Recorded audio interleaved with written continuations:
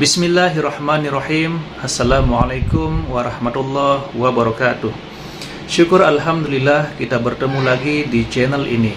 Salawat serta salam selalu dan tetap tercurahkan kepada junjungan kita Nabi besar Muhammad sallallahu alaihi wasallam. Allahumma sholli ala sayyidina Muhammad wa ala ali sayyidina Muhammad.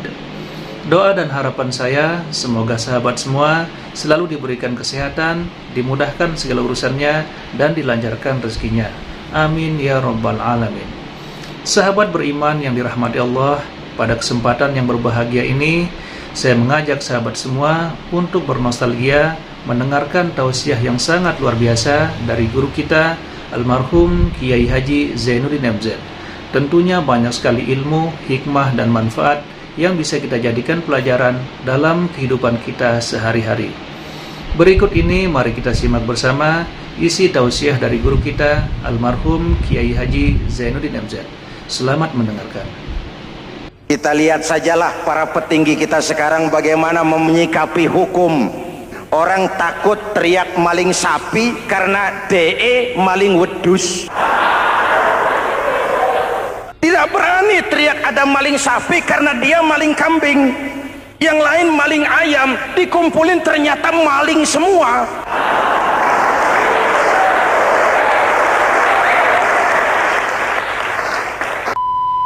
Assalamualaikum warahmatullahi Muhammadin wa ala alihi wa sahbihi ajmain, amma ba'du. Hadirin hadirat ma'asyiral muslimin yang saya cintai, ada sebuah cerita pendek.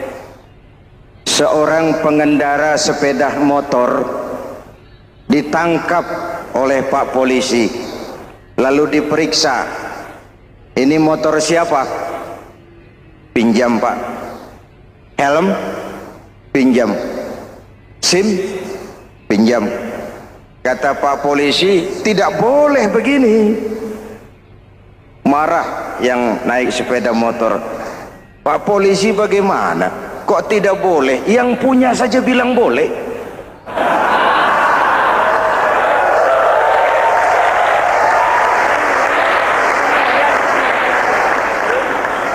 Cerita ini memberikan gambaran bagaimana masyarakat kita sekarang cenderung memboleh-bolehkan diri sendiri, melahirkan permissive society.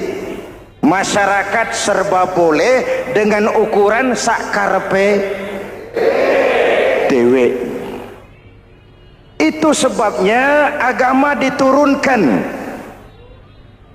Dalam contoh yang indah, Rasul memberikan gambaran bahwa Islam ini bagaikan sebuah bangunan yang komponen pokoknya 5. Bunyal Islamu ala khamsin. Islam dibangun di atas 5 komponen pokok. Jadi kalau Islam ini ibarat bangunan, unsur penunjang pokoknya itu 5. Mari kita analogkan Islam dengan bangunan.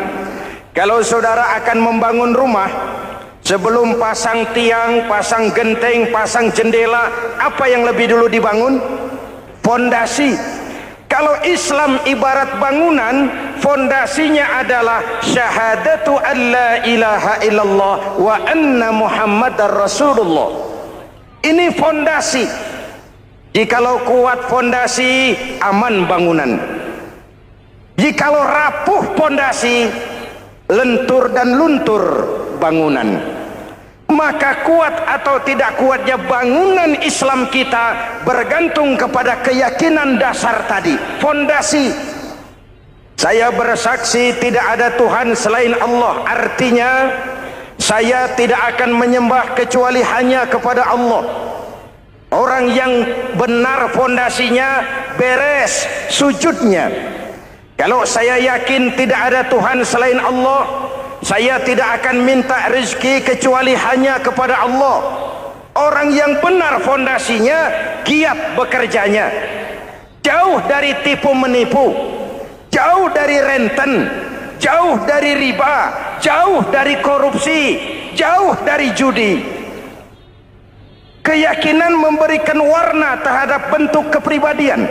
Kalau saya yakin tidak ada Tuhan selain Allah, saya tidak akan pernah takut kecuali hanya kepada Allah. Saya tidak akan melarikan persoalan kecuali hanya kepada Allah.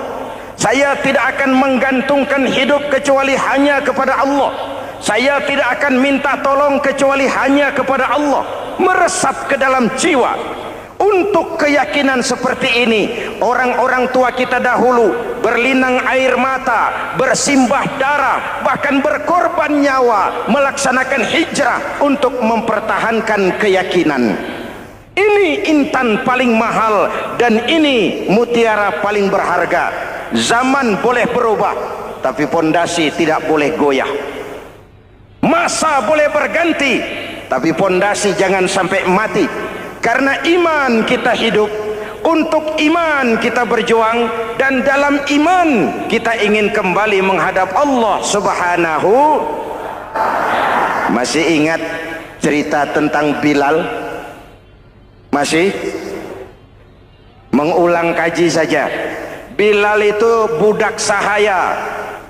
Ketika masuk Islam, dipanggil oleh majikannya. Bilal, iya bos. Saya dengar kamu masuk Islam ya? Iya bos. Kok berani-beraninya kamu masuk Islam?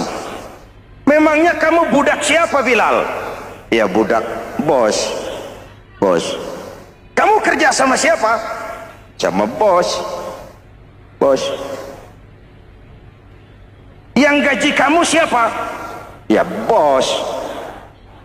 Nah, kamu kan ngerti Bilal, kamu budak saya, kamu kerja dengan saya, yang gaji kamu saya, yang beri makan saya. Kenapa? Kok beraninya masuk Islam padahal kamu belum saya kasih izin? Bos, bos boleh beli badan saya, tapi jangan mimpi bisa membeli jiwa saya. Tuhan boleh kuasai badan saya, tapi jangan mimpi bisa menguasai keyakinan saya. Saya memang benar Tuhan yang gaji, tapi kan saya digaji, saya kerja. Kerja itu kewajiban saya, gaji itu hak saya. Soal keyakinan, jangan ikut campur bos. Kurang ajar kamu Bilal. Biarin. Bilal, begini saja. Kalau kau mau meninggalkan keyakinanmu, meninggalkan Allah Tuhanmu, kau akan kami merdekakan. Tapi kalau kau tetap dalam keyakinanmu, kamu akan saya siksa sampai mati. Bagaimana? Jangan mimpi bos. Lebih baik mati berkalang tanah daripada hidup bercermin bangkai. Biar saya gugur membela keyakinan daripada hidup jadi penjilat menjual akidah. Itu prinsip.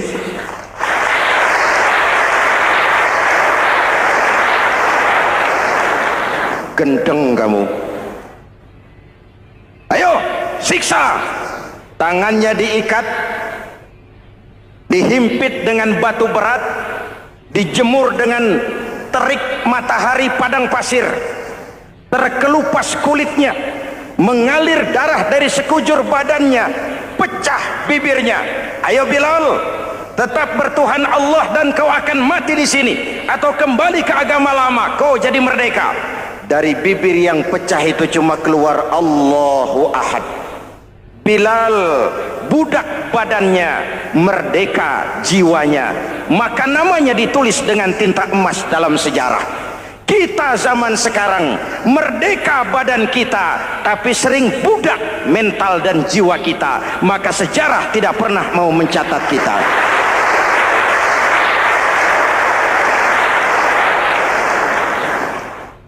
Masyarul muslimin yang saya cintai, fondasi sudah. Lalu apa lagi? Mulai memancangkan tiang. Tiangnya 5. Ada tiang namanya zuhur, asar, maghrib, subuh, isya. Tetapi agar bangunan menjadi kuat, ada tiang-tiang tambahan. Namanya rawatib dan nawafil. Rawatib itu ba'diyah atau qobliyah, nawafil itu di luar itu. agar bangunan menjadi kuat dibentuk pribadi lewat sholat. Apa filsafatnya? Pertama, sholat itu simbol penyerahan total kepada Allah. Kita ini sudah kontrak. Innallaha astara minal mu'minina anfusahum wa amwalahum bi anna lahumul jannah. Allah telah membeli dari orang-orang mukmin diri mereka, harta mereka, bagi mereka adalah surga. Penjual kita orang beriman, pembeli Allah, dagangannya amwal dan anfus, harganya adalah surga. Jelas? Penyerahan total itu dimulai dengan takbiratul ihram. Shalli fardal isya, Allahu akbar. Arahkan mata ke tempat kita sujud. Jangan lupa kalau sudah di atas, lupa dengan yang di bawah. Sudah jadi genteng, petatang peteteng di atas. Lalu bilang, merasa capek sendiri, kata genteng kepada tiang. Tiang, kamu sih enak, kata genteng. Saya setengah mati di atas. Kehujanan, kepanasan, kadang-kadang anak-anak nakal saya disambitin. Kata tiang, saudara genteng, ngomong jangan sembarangan ya. Kamu kira kamu bisa nongkrong dan nangkring di atas, itu gara-gara siapa genteng? Kan saya yang sokong dari bawah. Kamu jadi pejabat tinggi, jadi anggota ini, anggota itu. Kami rakyat yang angkat, jangan sudah di atas kami ditekan. Jangan agama dijadikan topeng untuk kepentingan pribadi. Berpolitik untuk kepentingan agama, ayo. Tapi menjual agama untuk kepentingan politik, itu yang merusak agama.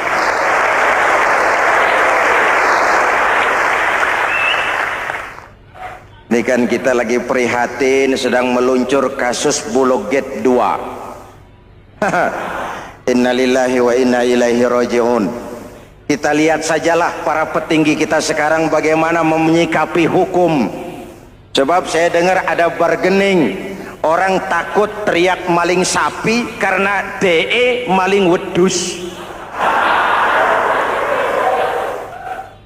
Tidak berani teriak ada maling sapi karena dia maling kambing. Yang lain maling ayam, dikumpulin ternyata maling semua.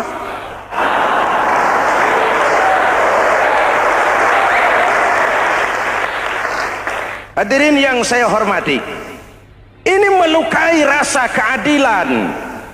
Oleh karena itu, sholat mengajarkan kepada kita dalam posisi berdiri, lihat tempat sujudmu, jangan menteleng terus ke atas lalu lupa dari mana kita berangkat.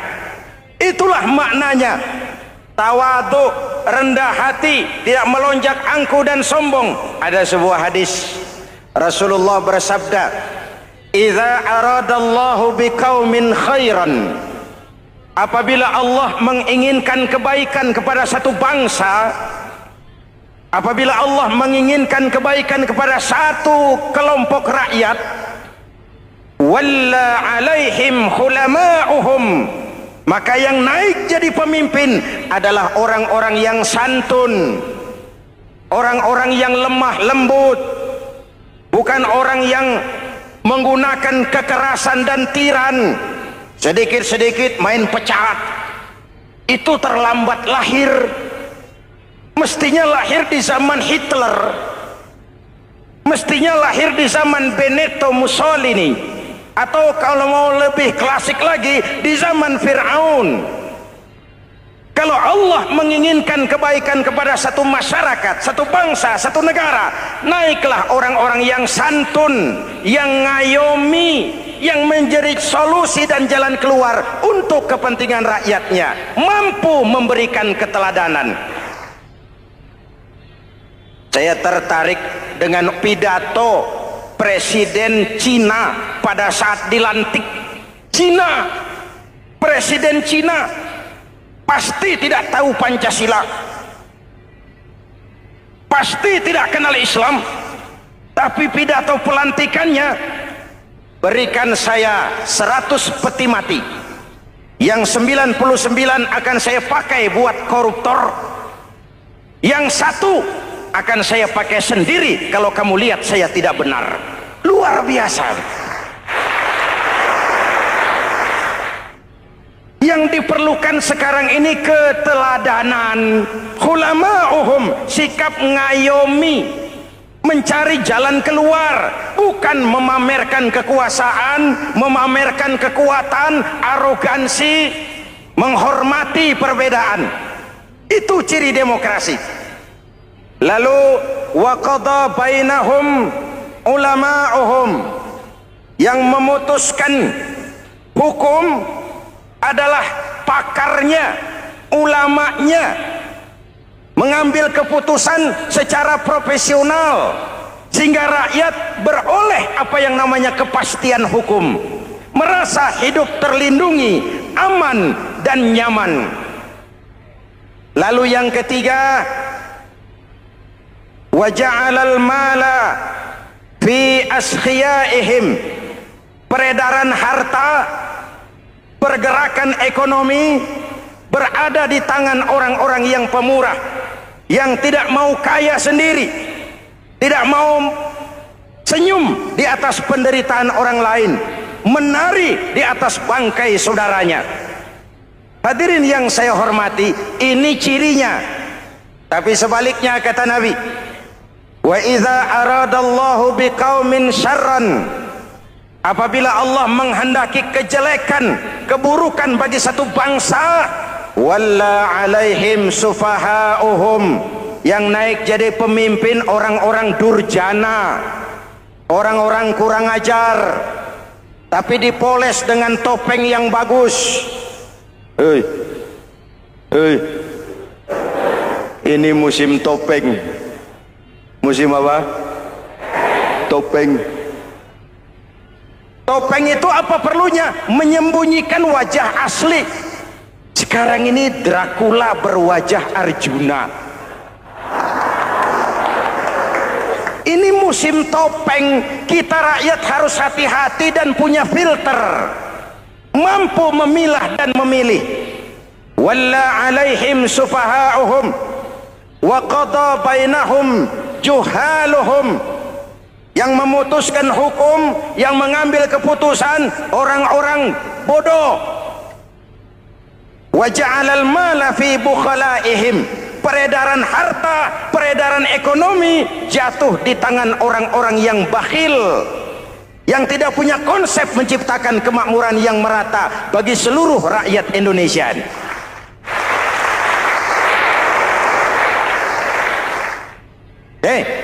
Kita kembali kepada tiang. Ini kan lagi cerita tiang tadi ya. Kalau sedang berdiri, lihat tempat sujud, jangan menteleng terus ke atas.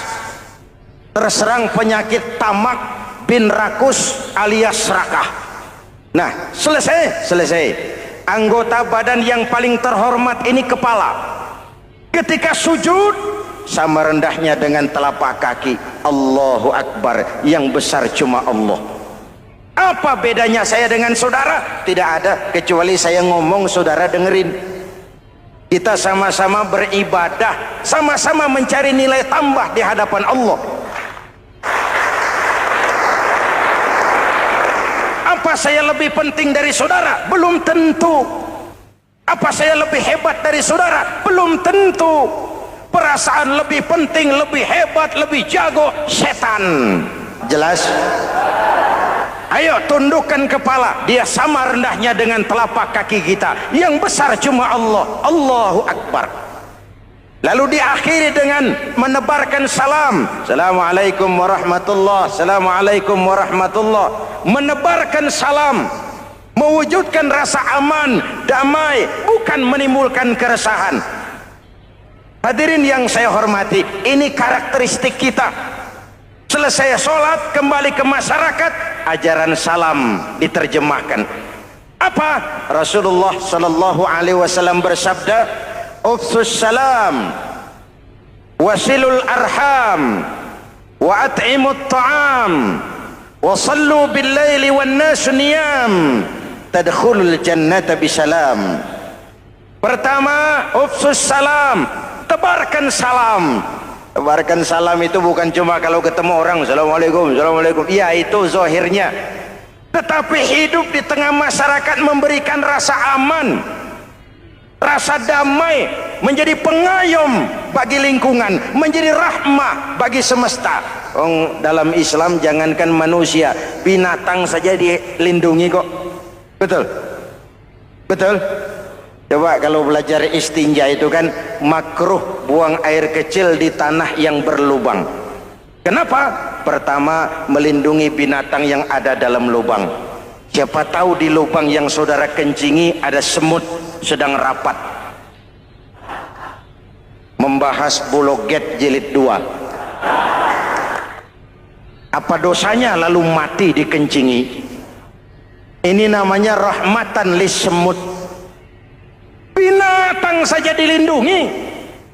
Ada hadis, kalau kamu menyembelih hewan, sembelilah dengan cara yang terbaik.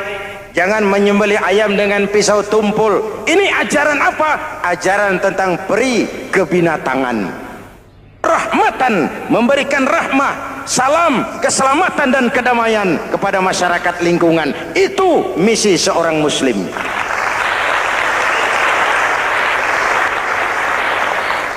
Hadirin hadirat ma'asyiral muslimin yang saya cintai, saya kembali kepada pesan Nabi tadi itu. Pertama, ufsus salam, sebarkan salam. Sekarang ini kan yang banyak sebarkan isu, sebarkan fitnah, hancurkan nama baik orang, hantam orang di mana-mana. Padahal yang diajarkan ufsus salam, sebarkan perdamaian, bukan permusuhan. Cari kebenaran, bukan kemenangan.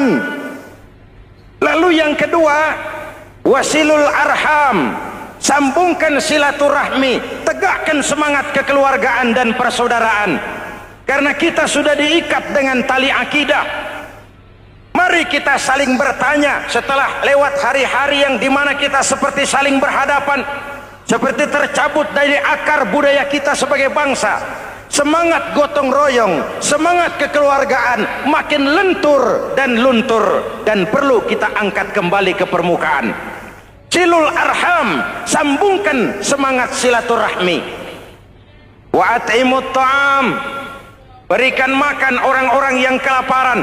Mempunyai kepekaan dan kepedulian. Jangan menari di atas penderitaan orang, jangan tersenyum di atas isak tangis tetangga. At'imut ta'am, mempunyai kepedulian yang tinggi. Wasallu bil laili wan nasu niyam, bangunlah di keheningan malam ketika orang sedang tidur. Istilah saya, kalau mau telepon Allah, jangan lupa nomor teleponnya, 44342, jumlahnya 17. Zuhur, asar, maghrib, isya, subuh, 44342. Jangan ragu-ragu, kalau angka cukup telepon sambung, kalau angka kurang hati-hati salah sambung. Pak, mau sambung yang lebih cepat bagaimana? Bisa, selain nomor itu coba pakai sambungan langsung jarak jauh, namanya SLJJ. Kapan? Tengah malam. Kenapa tengah malam? Lebih murah. Lebih murah. Saluran kosong, telepon jarang yang pakai, orang banyak tidur. Wa minal laili fatahajjad bihi nafilatan lak asa ayyab'atsaka rabbuka maqaman mahmuda. Nun di keheningan malam, bangun. Seperti bapak-bapak, ibu-ibu sering bangun tengah malam ya Bu? Ya. Ngapain? Kalau bangun tengah malamnya sih saya percaya, cuma urusannya apa? Kira bangun tengah malam mau tahajud, malaikat sudah mau nulis, cuma buang air kecil, tidur lagi. Hampir salah tulis saya.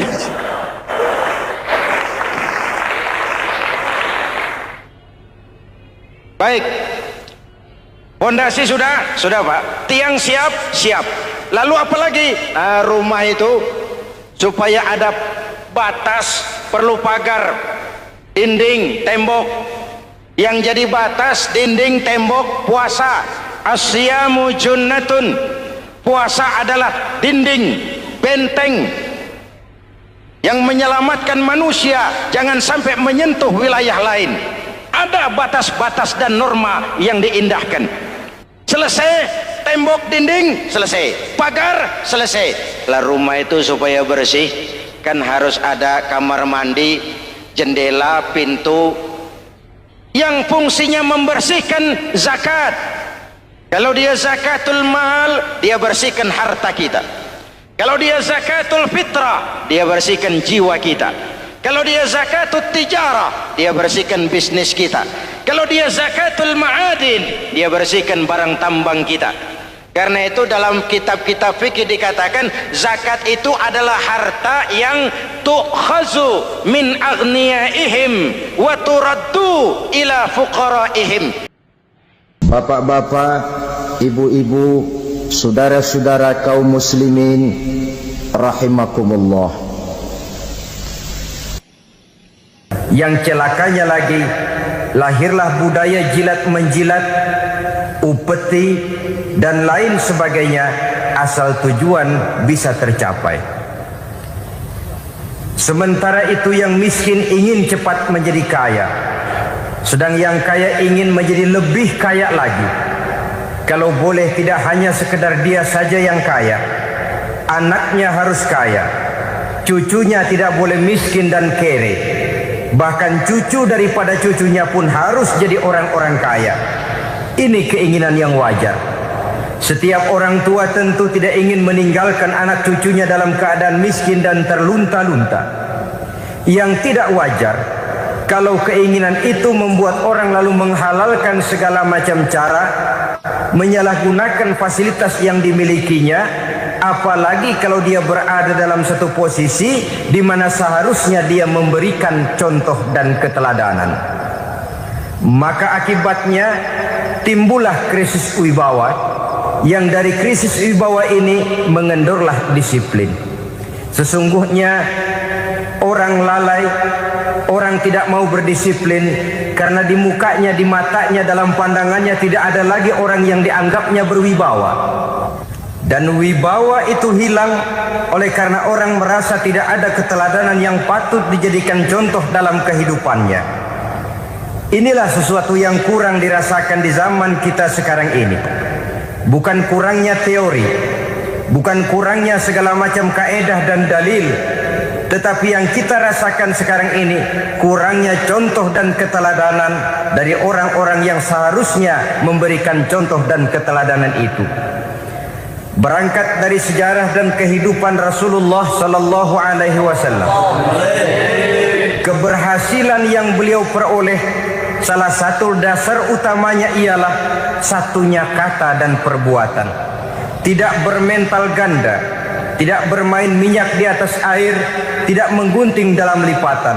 Lidahnya adalah hatinya, ucapannya adalah perbuatannya, dan apa yang beliau ajarkan kepada orang lain, beliaulah pelaksana pertamanya. Saudara-saudara kaum muslimin rahimakumullah. Sementara itu pada sisi lain, yang miskin ingin cepat menjadi kaya, maka ia terjebak dalam prinsip tujuan menghalalkan cara apapun saja dilaksanakan asal dia bisa segera menjadi kaya. Maka salah satu jalan yang banyak dilaksanakan orang untuk mencapai kekayaan tanpa harus peras keringat dan banting tulang seperti umumnya orang adalah melalui satu jenis permainan yang umumnya kita kenal dengan nama judi.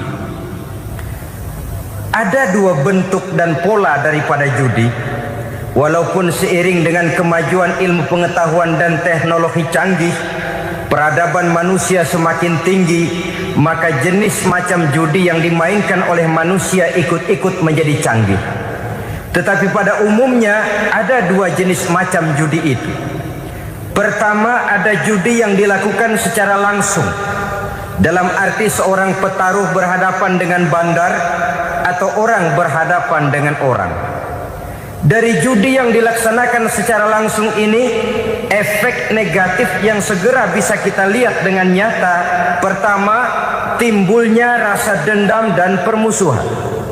Walaupun orang nampak duduk berhadap-hadapan, walaupun kelihatannya mereka tertawa satu sama lain, tapi yakinlah itu cuma sekedar kulit saja.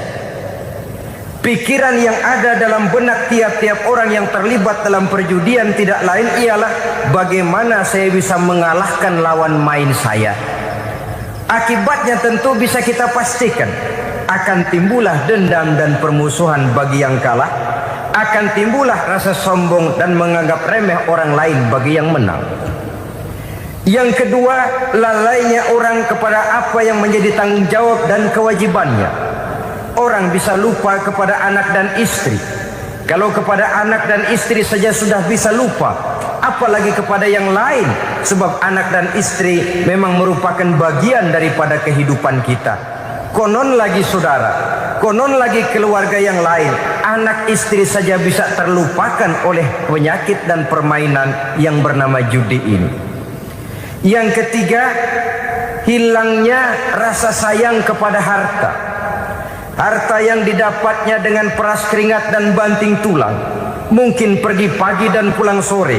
Setibanya dia di meja judi, apalagi uang tadi sudah bertukar dengan dalam bentuk koin, maka rasa sayang kepada harta itu tidak akan pernah ada lagi.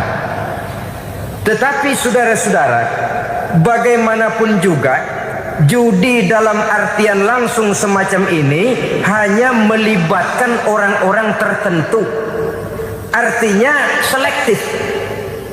Ada judi yang lebih berbahaya daripada jenis ini, perjudian massal. Taruhlah roulette dan kasino itu judi. Tetapi judi jenis roulette dan kasino ini bahayanya hanya untuk orang-orang tertentu yang memang sudah mapan, kelompok elit. Masa iya bocah angon di kampung main roulette? Apa ia yang tinggal di pinggir kali kenal kasino? Ya entahlah kalau kasino Prambos ya. Dari judi massal semacam ini lahirlah penyakit yang dinamakan tulul amal. Tulul amal, orang yang terlalu panjang angan-angan. Bukan tidak boleh orang bercita-cita, sebab cita-cita itu perlu. Katanya manusia tidak makan masih bisa hidup 1 bulan lebih. Manusia tidak minum masih bisa hidup 3 hari lebih. Tapi manusia tidak punya cita-cita 1 jam pun dia tidak akan bisa hidup. Karena faktor yang membuat kita bergairah menghadapi kehidupan, faktor yang mendorong kita untuk tetap berusaha dan tegar menghadapi resiko, karena adanya cita-cita di dalam kehidupan kita.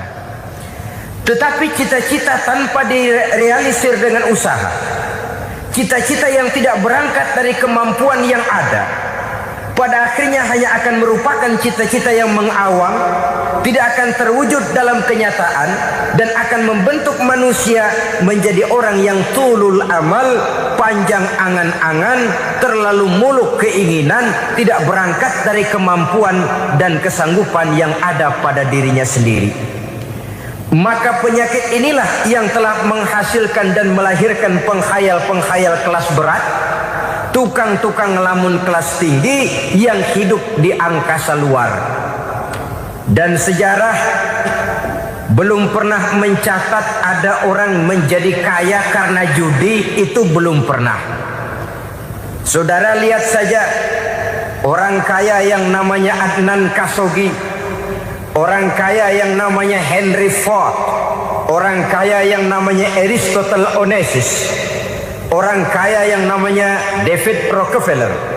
Itu seluruhnya menjadi kaya bukan karena mereka terlibat dalam perjudian, tapi karena kerja keras, peras keringat, banting tulang.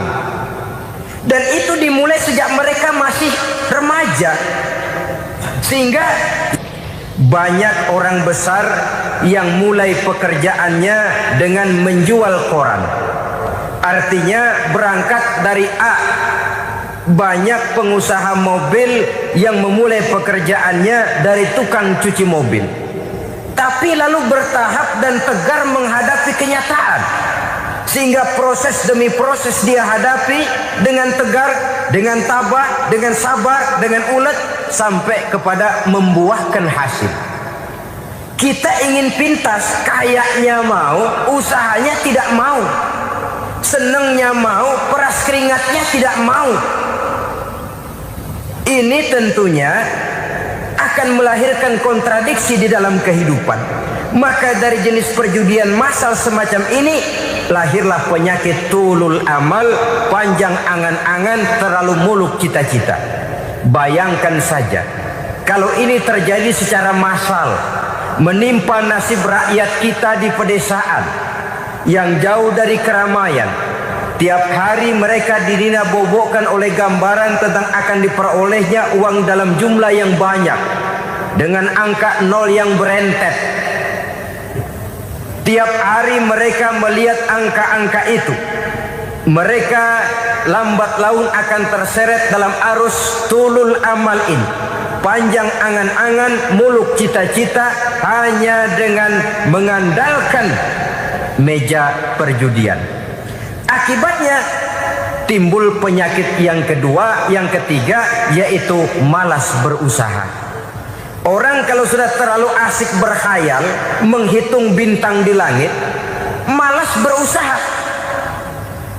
Kalau ada temannya kerja jadi buruh kasar, bawa hasil yang merupakan jerih payah dan peras keringat dia, 1 minggu bergaji 10-15 ribu, diketawain. Apaan gaji lu 10 ribu, 15 ribu? Entar gua nih kalau ketembus 100 juta, entar.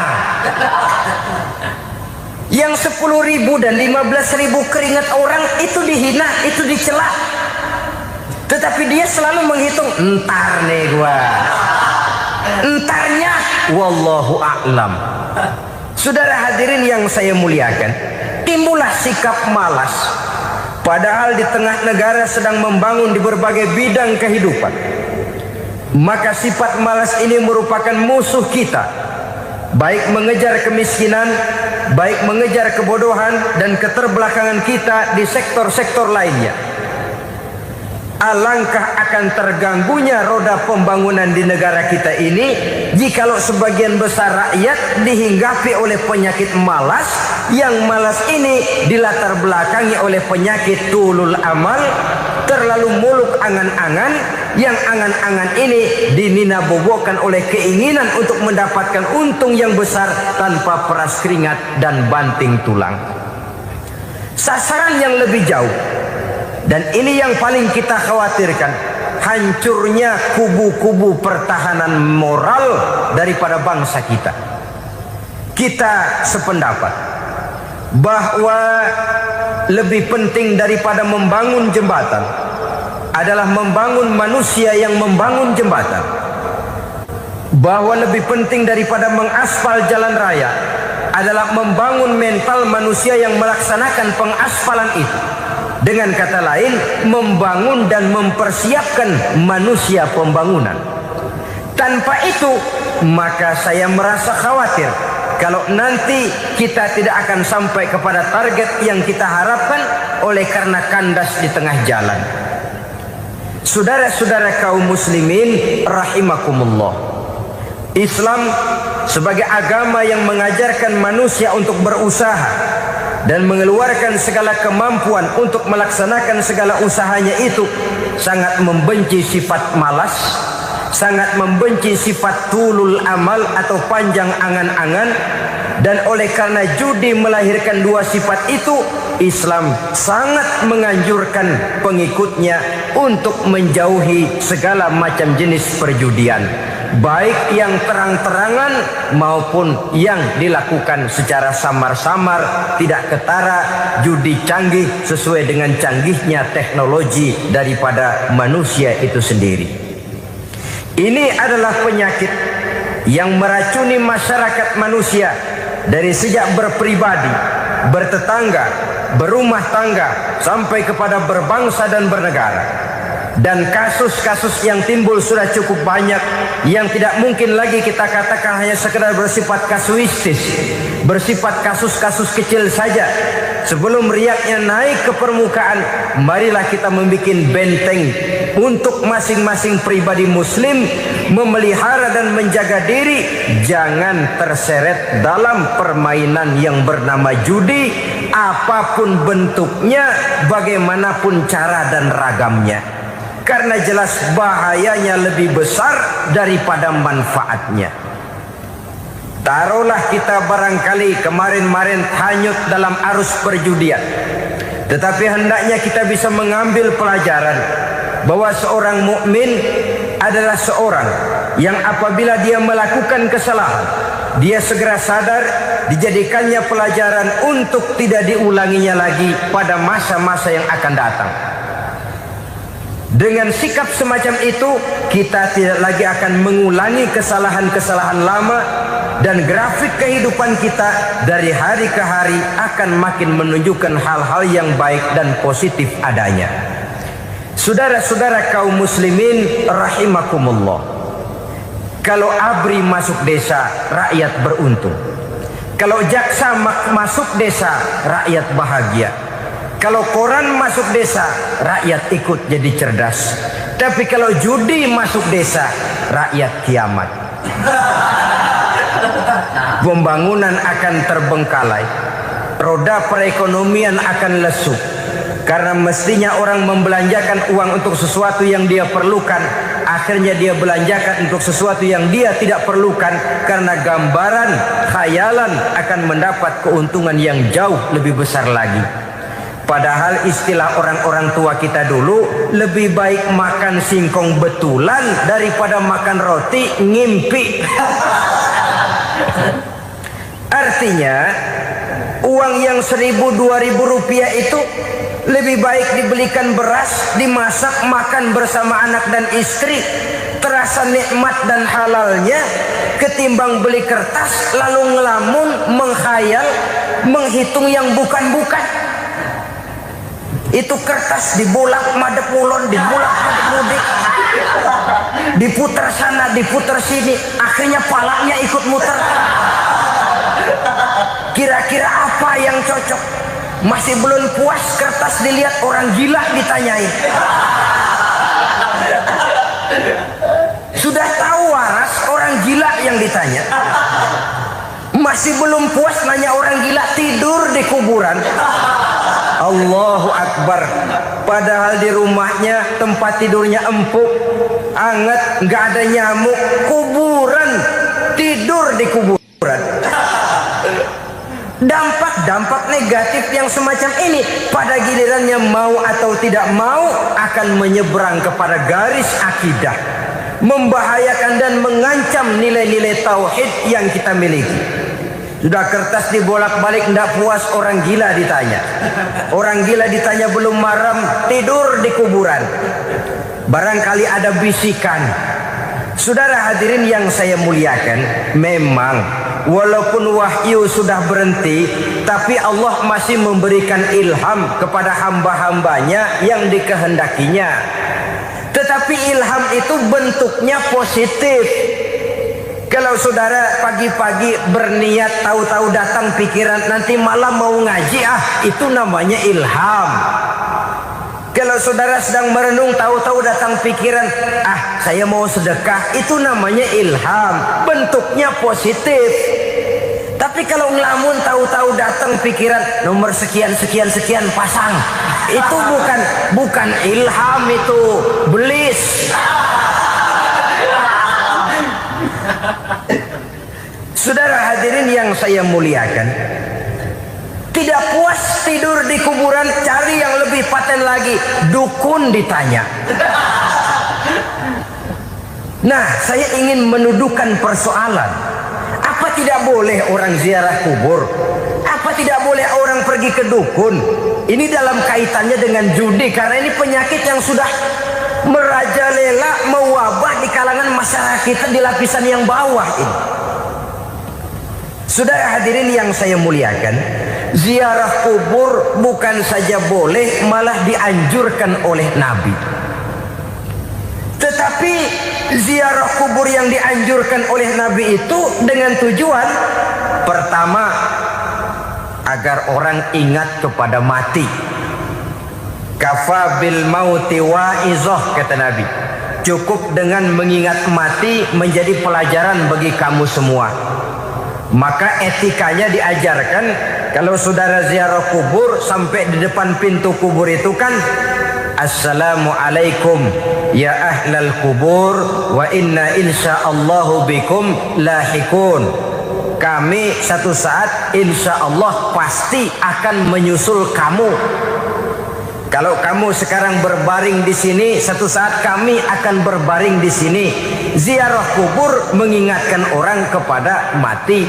Orang yang ingat kepada mati, gaya hidupnya lain dengan orang yang tidak ingat mati. Nah, orang kalau nggak ingat mati, gaya hidupnya nggak terkontrol. Kalau dia berkuasa, Fir'aun. Itu nggak ingat mati. Kalau dia kaya, Korun. Sudah gambarannya nggak merupakan gambaran-gambaran yang baik. Orang yang ingat mati, dia berkuasa, dia berlaku adil. Satu saat saya akan mati dan ini akan dimintakan pertanggungan jawab. Orang kaya ingat mati, dia akan jadi pemurah. Kenapa? Kalau saya diberikan ilmu, pertanyaan akhirat cuma satu, ilmumu kau amalkan untuk apa? Kalau saya diberikan umur panjang, pertanyaan akhirat cuma satu, umurmu kau habiskan di mana? Tapi jikalau saya diberikan harta, pertanyaan akhirat ada dua, hartamu kau dapat dari mana, kau belanjakan kemana?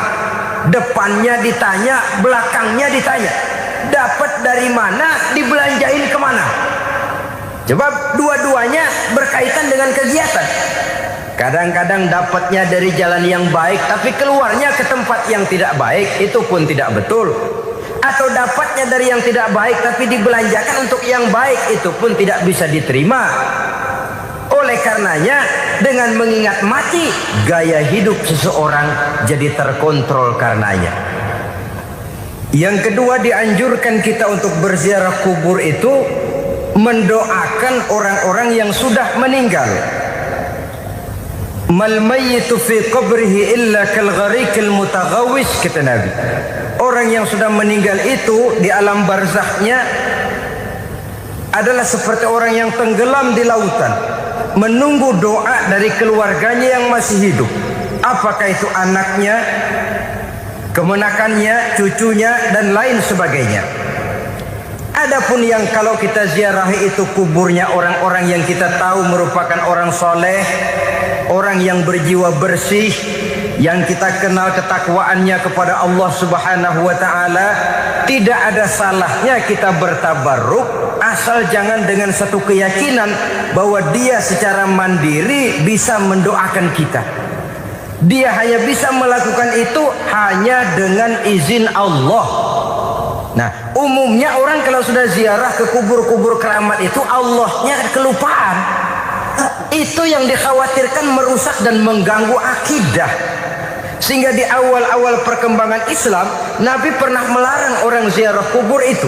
Ini bisa kita simak dari hadis, kuntu nahaitukum an ziyaratil qabri fazuruha. Dahulu aku pernah melarang kamu untuk ziarah kubur. Adapun sekarang kalau mau ziarah, ziarahlah kamu. Kata-kata dulu aku pernah melarang kamu itu menggambarkan bahwa pada permulaan perkembangan Islam, nilai keimanan para sahabat masih rapuh, masih lemah, masih memerlukan pembinaan. Sehingga kalau mereka sering ke kubur, dikhawatirkan mereka minta kepada kubur. Nah, tetapi tatkala nilai keimanannya sudah mapan, sudah kuat, kata Rasul, fazuruha. Adapun sekarang kalau mau pergi berziarah, ziarahlah kamu. Saudara hadirin yang saya muliakan, jadi jangan melupakan Allah. Saya bisa saja berkata, kalau saya misalnya pakai cincin, lalu saya bilang, saya sejak pakai cincin ini, jangan anak gadis, nenek-nenek ngelihat saya lemes. Atau sejak pakai cincin ini dagangan laris bener. Cincin itu yang menggelincirkan akidah. Untuk tidak tergelincir, orang harus tidak melupakan Allah. Dia bisa berkata, alhamdulillah Allah memberikan keistimewaan kepada batu cincin saya. Batu cincinnya tidak apa-apa, Allah yang memberikan keistimewaan. Ini dalam bentuk yang langsung. Dalam bentuk yang tidak langsung kita bisa lihat, misalnya kalau petani ditanya, oh ini bisa panen besar ini rahasianya apa Pak? Oh, pupuk urea. Pupuk urea. Nah, Allah nomor 16. Seorang petani yang baik keimanannya, dia akan berkata, kami bisa panen besar karena izin Allah. Lah kalau pupuknya mah pakai pupuk urea, izin Allahnya dulu, baru kemudian pupuknya nyusul. Jadi sebenarnya bukan cuma pergi ke dukun yang bisa merusak keimanan, pergi ke dokter juga bisa loh merusak keimanan. Kalau berkeyakinan bahwa dokter itulah yang memberikan sembuh, kenapa akidah saudara tidak tergelincir karenanya? Dokter hanya memberikan obat dan resep, sembuh itu datangnya dari Allah. Ini yang diungkapkan lewat lisan Nabi Ibrahim alaihissalam, wa iza maridtu fahuwa yashfini. Apabila aku sakit, dialah Allah yang memberikan sembuh. Memberikan sembuh. Jangan juga menyalahartikan ayat ini. Ada ayat begini sakit terus nekat. Udah nggak usah berobat dah, memang penyakit dari Tuhan. Ntar waktunya baik ya baik dah. Udah ampek terus dah. Orang yang berobat saja belum tentu sembuh, apalagi yang tidak berobat. Sama juga orang nggak sembahyang kita ajakin ngotot, lu juga yang sembahyang belum tentu masuk surga katanya. Lah yang sembahyang belum tentu masuk surga, bagaimana cengoran lu yang nggak sembahyang?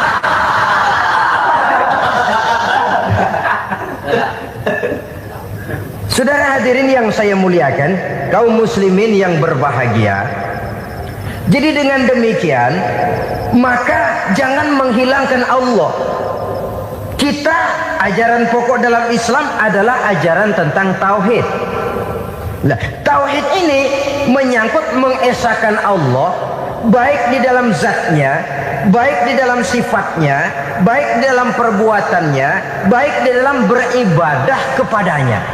Tauhid dalam ibadah itu ada. Tauhid dalam zat artinya zat Allah itu tidak tersusun, tidak terdiri dari bagian-bagian yang bisa pecah-pecah. Ya seperti kita ini kan ada kepala, ada kaki, ada tangan. Allah tidak tersusun zatnya dari bagian-bagian. Esa zatnya tidak bisa dibagi-bagi. Esa sifatnya artinya Allah itu sifatnya tidak pernah berubah. Sejak dahulu sampai sekarang Allah itu cinta kepada orang beriman yang melakukan kebaikan. Dan Allah benci kepada orang kufur yang melakukan kejahatan. Mustahil satu saat Allah berubah. Orang kufur yang berbuat kejahatan didemenin, orang mukmin yang berbuat kebaikan dikeselin.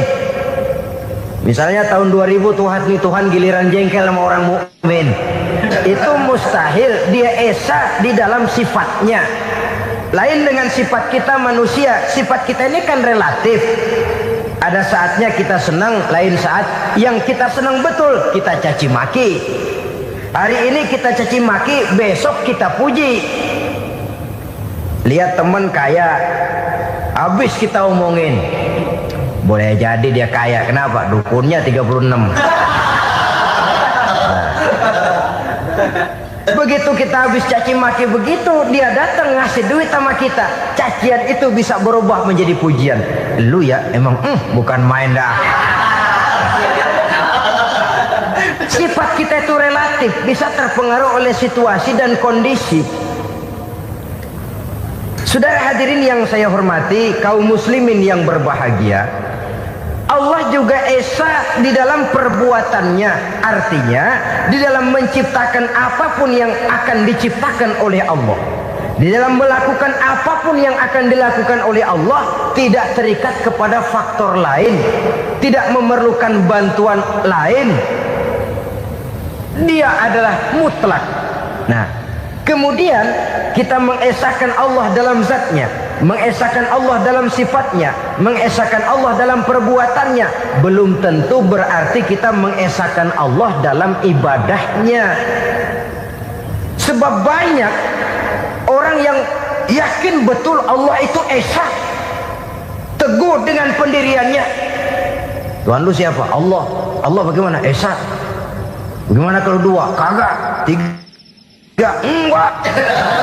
Mantap. Soal tahlil paten. Tapi dalam ibadah kadang-kadang dia tidak mentauhidkan Allah. Ini makna wa ma umiru illa liya'budullaha mukhlisin.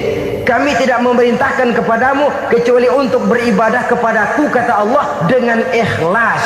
Beribadah kepada Allah dengan ikhlas itu artinya apa? Beribadah hanya untuk Allah saja.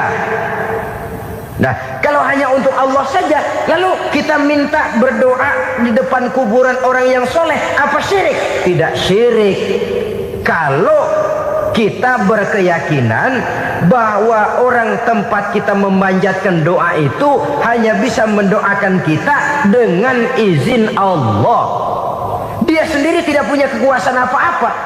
Tanpa izin Allah dia tidak bisa berbuat apa-apa. Itu tidak menyebabkan orang menjadi syirik. Sama saja dengan kalau saya berkata tadi, alhamdulillah Allah telah memberikan keistimewaan kepada batu cincin saya. Apa salahnya Allah memberikan keistimewaan kepada benda-benda mati? Allah memberikan keistimewaan kepada Hajar Aswad, benda mati. Allah memberikan keistimewaan kepada Masjidil Haram, benda mati. Allah memberikan keistimewaan kepada Ka'bah, benda mati. Orang tawaf keliling Ka'bah, sembahyang di Masjidil Haram, sujud menghadap kepada Ka'bah, apakah jadi syirik?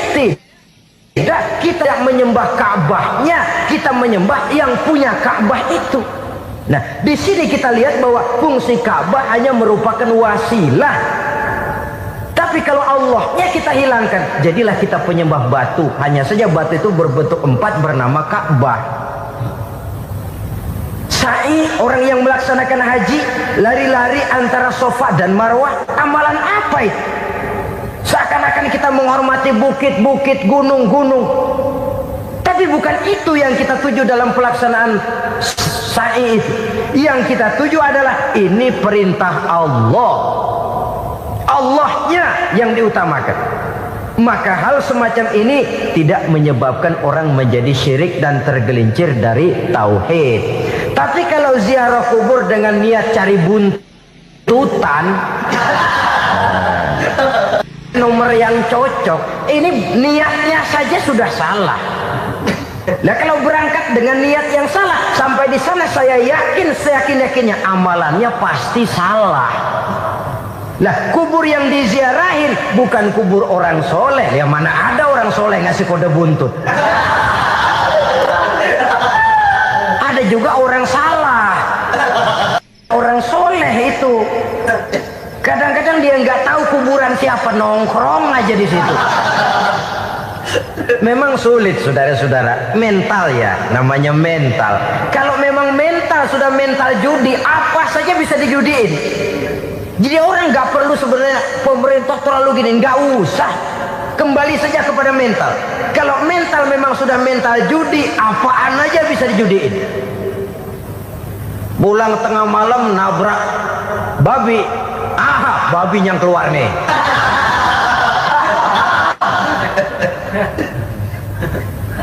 Mobil lewat nomornya bisa dijudiin. Bajai lewat bajai bisa dijudiin. Mental. Kalau memang mental sudah mental judi, apapun saja bisa dijudikan. Saudara hadirin yang saya muliakan, lalu bagaimana dengan dukun? Ya, saudara hadirin, pergi ke dukun hakikatnya sama dengan pergi ke dokter. Orang berusaha melaksanakan yang namanya syariat, hakikatnya kembalikan kepada Allah. Syariatnya kita laksanakan. Tetapi, nah ini tetapi, yang pertama saudara harus tahu betul dukunnya itu bayang apa enggak, agamanya kuat apa enggak. Sebab ya tentu tidak ada dukun yang jelek, karena pada umumnya penyakit dukun itu kan nyohor, iklan lewat koleha-kolehanya. Kita bisul kecil datang, kita dukun, ini si kecil kemarin bisul kayak kelapa 5 menit baik. 5 menit padahal kemarin kagak ada yang datang. Diolah sedemikian rupa supaya orang mantap. Jadi jangan asal sembarangan. Kadang-kadang lihat potongan dukunnya aja kita ngeri. Mukanya sudah klemot, nggak pernah tersentuh air wudhu. Jangankan air wudhu, mandi aja jarang. Yang kayak begini yang dipegang mati-matian, yang dipercayai habis-habisan, akan kita kemanakan tauhid kita ini? Apalagi kalau perginya sudah dengan niat mencari nomor yang jitu. Itu saya katakan lagi tadi, berangkat saja sudah dengan niat yang salah. Orang berusaha silahkan. Sama juga kita ke dokter. Oleh dokter kan setelah diperiksa penyakit kita, lalu dianalisa, oh ini penyakitnya ini, kemudian diberikan obat. Lah obat itu kan tentu ada aturan minumnya tuh. Yang kapsul ini sehari 3 kali, yang tablet ini sehari 2 kali. Kalau kita minumnya kelebihan, overdosis namanya. Saking pengen cepet baik, sekali minum 10 tablet. Ya memang nggak sakit-sakit lagi, tapi nggak hidup sudah. Habis. Kita pun dalam melaksanakan amalan hidup beragama begitu. Saudara datang kepada kiai, orang-orang soleh, meminta amalan, wiridan, itu jangan sampai overdosis. Tidak sesuai dengan kemampuan pribadi. Wong masih SD sudah minta matematika kelas SMP, celeng. Baru SMP sudah minta diajarkan filsafat kelas perguruan tinggi, semaput. Kenapa? Daya tampungnya nggak kuat. Emang ukuran secangkir, minta di sini seember, ya luber. Lebihnya nggak cukup. Kenapa? Yang diberikan, yang diamalkan tidak sesuai dengan makomnya, tidak sesuai dengan kemampuan yang ada pada dirinya. Saudara hadirin yang saya muliakan, akhirnya apa? Mencelakakan dirinya sendiri, ngawur. Baru sembahyang seminggu udah ngaku ketemu malaikat. Sembahyang ditemenin malaikat, lah sembahyang baru seminggu mulai tuh malaikat iseng anak. Ya walaupun kalau Allah izinkan tidak mustahil, tapi kan tidak logik. Orang yang melaksanakan ibadah puluhan tahun memerlukan riyadhah dan latihan, khusyuk dan tawadhu, penuh tazallul, merendahkan diri di hadapan Allah, belum tentu mendapat karunia yang semacam itu. Saudara hadirin yang saya muliakan, jadi dengan kata lain, yang pertama lihatlah dulu kualitas dukun yang akan saudara datangi itu. Ini kualitas black apa kualitas white, aspal apa cat putih, sehingga jangan sampai kita salah pilih. Sebab biasanya orang kalau sudah hanyut di kali, rumput pun dia pegangin. Dia tahu kalau rumput tidak akan bisa menahan bobot badannya, tapi karena posisinya posisi terjepit, rumput pun dia pegang. Ini satu gambaran psikologis betapa orang dalam keadaan panik, kepepet, kejepit, yang tidak mestinya dipegang pun akan dipegangnya juga. Walaupun dia tahu itu tidak akan bisa menahan bobot badannya, namun dipegangnya juga. Oleh karenanya yang pertama lihat dulu kualitas dukunnya. Yang kedua, saudara-saudara, jangan berkeyakinan bahwa dukun itulah yang memberikan permintaan saudara. Si dukun hanya bisa dengan izin Allah. Nah ini kuncinya. Kalau izin Allahnya dihilangkan, dan ini yang jarang, bah biasanya kalau kita diajak ke dukun, di sono aja paten banget, abah ano, abah ini, abah ano, abah-abah. Lah, lalu pikiran kita kan terfokus. Dikala itulah kita mulai menyampingkan Allah. Di situ yang dikhawatirkan nilai tauhid kita jadi tergoyah karenanya. Bahwa orang yang kita datangi, yang kita kenal kesolehan dan ketakwaannya, hanya bisa memberikan pertolongan dengan izin Allah. Dengan izin Allah dia doakan kita dan doanya kabul. Dengan izin Allah dia penuhi hajat kita dan hajat kita jadi terlaksana, jadi kenyataan dengan izin Allah. Subhanallah, sangat luar biasa yang sudah disampaikan oleh guru kita almarhum Kiai Haji Zainuddin MZ. Sahabat beriman yang dirahmati Allah, tetaplah di channel ini karena kajian ini belum selesai. Dan masih banyak lagi hal-hal menarik yang akan disampaikan oleh guru kita almarhum Kiai Haji Zainuddin MZ. Maka dari itu mari kita lanjutkan kembali. Selamat mendengarkan. Sebab Allah itu memberikan keistimewaan. Ada waktu istimewa, ada tempat istimewa, ada jam istimewa. Kenapa sih sedekah hari Jumat dengan sedekah hari Kamis pahalanya kok lebih besar hari Jumat? Karena itu waktu istimewa. Kenapa untuk sembahyang sunnah dianjurkan sepertiga malam yang terakhir? Karena itu waktu istimewa. Kenapa doa di Multazam, di dekat Hajar Aswad, di Hijr Ismail, di Raudhah dikabulkan Allah? Karena itu tempat istimewa. Memang kadang-kadang ada orang berkata, kalau mau berdoa kenapa mesti di kuburan wali? Di rumah juga berdoa, Tuhan dengar. Betul, Tuhan dengar, bahkan tidak berdoa pun Allah tahu isi hati kita. Tapi soal dikabulkan atau tidak, itu hak Allah. Dan Allah memberikan fasilitas kepada tempat-tempat tertentu dan istimewa. Dan itu diajarkan oleh Nabi. Di Raudhah perbanyak doa. Kenapa? Itu tempat yang mustajabah. Artinya Allah memberikan keistimewaan kepada tempat-tempat tertentu.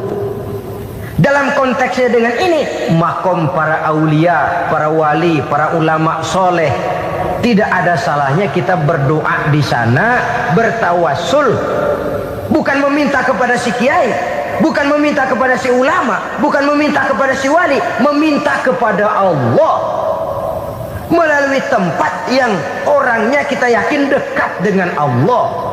Walaupun Allah tidak memerlukan perantara, itu jelas. Allah tidak memerlukan calo, memang. Tapi Allah menyediakan waktu dan tempat-tempat istimewa. Itu harus kita manfaatkan untuk mendekatkan diri dan berdoa kepadanya. Saudara-saudara kaum muslimin rahimakumullah, saya kembali dalam konteksnya dengan dukun yang akhir-akhir ini jadi populer karena merajalelanya judi sampai kepada desa-desa, pedesaan-pedesaan terpencil, yang akibatnya menjauhkan orang dari nilai tauhid.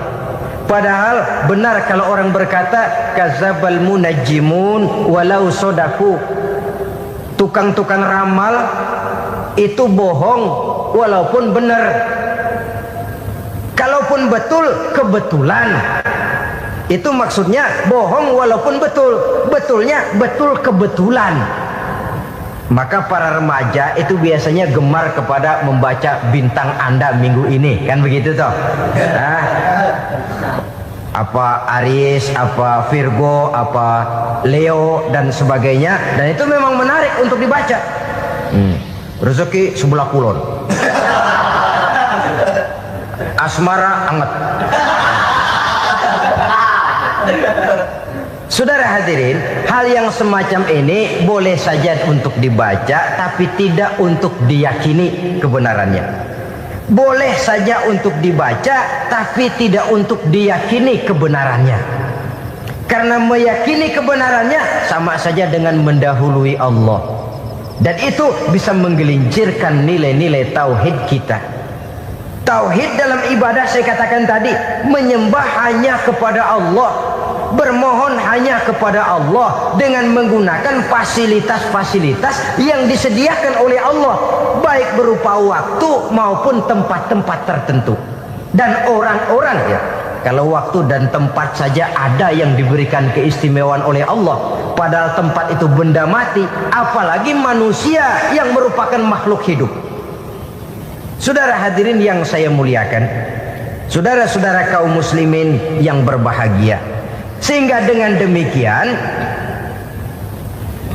kita tetap menjaga nilai-nilai akidah. Dan dengan ini syariat kita laksanakan tanpa membuang hakikat. Sebab hakikat tanpa syariat itu kosong. Syariat tanpa hakikat juga tidak ada tujuan. Yang penting hati bersih, nggak sembahyang nggak apa-apa. Mana bisa begitu, Mas? Kalau memang hati bersih nggak usah sembahyang nggak apa-apa. Nabi Muhammad dulu berhenti dong sembahyang. Sebab beliau orang yang hatinya paling bersih. Nah, orang yang hatinya paling bersih saja sembahyang yang nggak berhenti, masa kita lalu mau berhenti? Yang penting kan kita bisa dekat dengan Allah melalui perasaan, banyak-banyak ingat. Apa itu sembahyang? Macam-macam. Itu hakikat saja tanpa syariat ya tidak bisa. Syariat saja tanpa hakikat juga gerak lahir yang tanpa roh namanya. Kita melakukan sholat tapi kita tidak tahu untuk apa kita sholat dan kenapa kita sholat dan siapa yang kita sembah di dalam kita sholat. Sehingga dengan demikian keduanya tidak bisa terpisahkan satu sama lain, seperti halnya kulit dan isi. Barangkali pernah saya ingatkan, kulit penting, isi pun juga penting. Hakikat penting, syariat juga penting. Dan kita jangan salah mengartikan, terjebak dalam ucapan-ucapan yang masih memerlukan penafsiran, sehingga lalu kita cenderung mendiskreditkan dan menjelekkan para wali. Misalnya ada ucapannya Syekh Abdul Qadir Jailani yang berkata begini, barang siapa yang masuk ke rumahku lalu ia memakan makananku, maka ia akan masuk surga. Ini kalau ucapan ini dipahami secara apa adanya, ya jelas orang bisa tergelincir. Tapi kalau ditafsirkan secara betul, siapa yang masuk ke dalam rumahku? Di mana rumah Syekh Abdul Qadir? Di mana umumnya rumah para wali? Di masjid. Jadi siapa yang masuk ke dalam rumahku? Masjid. Lah kalau sudah di dalam masjid, makanannya apa? Getuk. Tentu saja tidak. Kalau sudah di masjid itu ya makanannya ya wirid, zikir, tahajud, baca Quran, paling kurang i'tikaf. Jadi siapa yang masuk ke masjid lalu dia sujud, wirid, zikir, ya jelas saja surga. Jangan membaca ucapan ini lantas rame-rame nyari bekas rumah Syekh Abdul Qadir. Rame-rame masuk ya rumah kecil. Saudara hadirin, kita terlalu terpaku kepada materi ucapan dan melupakan filsafat daripada ucapan itu sendiri. Dalam kondisi yang sedemikian, sangat boleh jadi orang lalu tergelincir karenanya. Oleh karena itulah saudara-saudara, saya kembali kepada satu prinsip, bahwa sebenarnya dengan tidak perlu menyalahkan pihak-pihak lain, mari kita kembali kepada sikap mental kita sebagai muslim. Kalau mental memang sudah mental penjudi, apapun bisa dijudikan. Tapi kalau mental itu tidak ada, walaupun di kiri kanan dan depan belakang banyak dibuka tempat-tempat perjudian, saya yakin kita akan mampu menahan dan menjaga diri. Sikap mental inilah yang memerlukan pembinaan dari kita semua. Sehingga dengan demikian kita akan menjadi pribadi-pribadi yang bisa bertahan dari segala gempuran-gempuran yang datang dari luar karena adanya prinsip ketahanan mental itu tadi.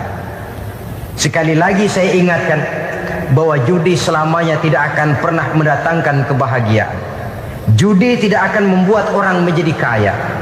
Judi tidak akan membuat orang makin akrab berteman dan bersaudara. Yang jelas, judi melahirkan permusuhan dan dendam, membangkitkan rasa malas, memulukan angan-angan tanpa mau peras keringat dan banting tulang, melalaikan orang dari tanggung jawab dan kewajibannya, membuat ia lupa kepada anak, istri dan seluruh keluarganya, dan pada akhirnya dia akan terjebak dalam satu permainan yang makin menjauhkan dia dari proses kesadarannya sebagai manusia. Sebagai uraian penutup, marilah kita renungi firman Allah dalam Al-Baqarah ayat 208. A'udzubillahi minasyaitonir rajim. Ya ayyuhalladzina amanu dukhulu fis silmi kafah wa la tattabi'u khutuwatis syaitan innahu lakum aduwwum mubin. Hai orang-orang yang beriman, masuklah kamu ke dalam keselamatan. Masuklah kamu ke dalam Islam secara keseluruhan. Jangan kamu mengikuti jejak-jejak setan, karena setan adalah musuhmu yang nyata dan jelas. Judi termasuk jejak-jejak yang ditinggalkan oleh setan untuk diikuti oleh kita, agar kita mendapatkan kesengsaraan baik di dunia, lebih-lebih di akhirat nanti. Semoga Allah selamatkan kita, Allah selamatkan seluruh bangsa kita dari penyakit-penyakit judi yang melahirkan efek-efek negatif dalam kehidupan. Terima kasih atas perhatian saudara. Mohon maaf atas segala kekurangan. Usikum wa nafsi bitaqwallah. Wassalamualaikum warahmatullahi wabarakatuh. Waalaikumsalam warahmatullahi wabarakatuh. Alhamdulillahirrabbilalamin. Itulah tadi kajian yang sangat luar biasa yang sudah disampaikan oleh guru kita almarhum Kiai Haji Zainuddin MZ. Tentunya banyak sekali ilmu, hikmah, dan manfaat yang bisa kita petik dan kita jadikan pelajaran dalam kehidupan kita sehari-hari.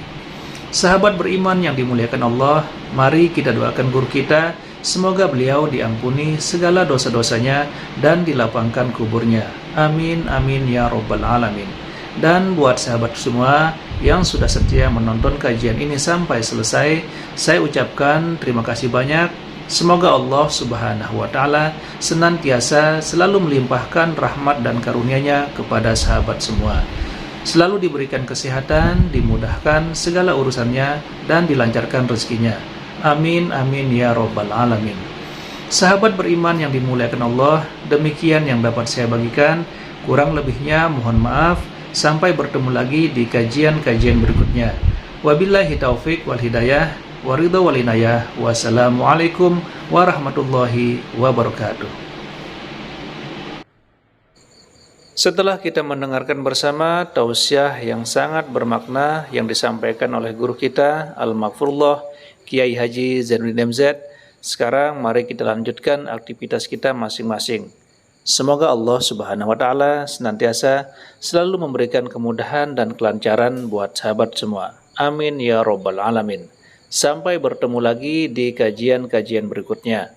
Wabillahi taufiq wal hidayah, waridha wal inayah. Wassalamualaikum warahmatullahi wabarakatuh.